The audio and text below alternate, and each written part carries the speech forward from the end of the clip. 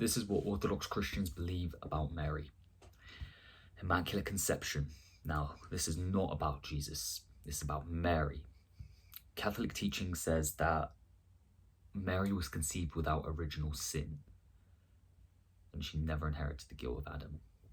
So God gave her this state from the moment she existed. That is not what we believe in Orthodoxy. We believe that Mary was of an extraordinary faith and devotion to God. She wasn't born in this perfect state. The goal of the Catholic doctrine is to explain how Mary gave birth to Jesus. If Jesus fully assumed human nature, he would need to be born of a human, but he'd also need to be divine, so he'd need to be perfect. But Orthodoxy explains it differently. Now, in Orthodoxy, Mary is known as Theotokos, meaning God-bearer. She is the most holy human who ever lived. But we also believe she was fully human.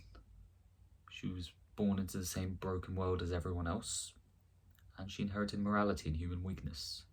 So that's why she isn't of immaculate conception. What makes her unique is how she lived, not how she was engineered at conception. She becomes holy through cooperation with God and not by exemption from humanity.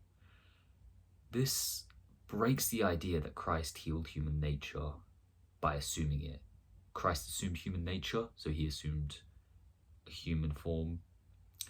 So if Mary had a different sinless nature from everyone else, Christ would inherit something different from us. This weakens the claim he truly took our nature. Does that make sense? Orthodoxy insists Christ took the same nature we all have and healed it all from the inside.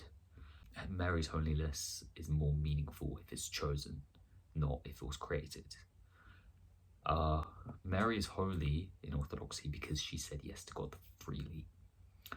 She struggles, she grows, she remains faithful. If she was born already untouched by the human condition, her obedience starts to look automatic. And yeah, in short, Orthodoxy teaches Mary was born human like us.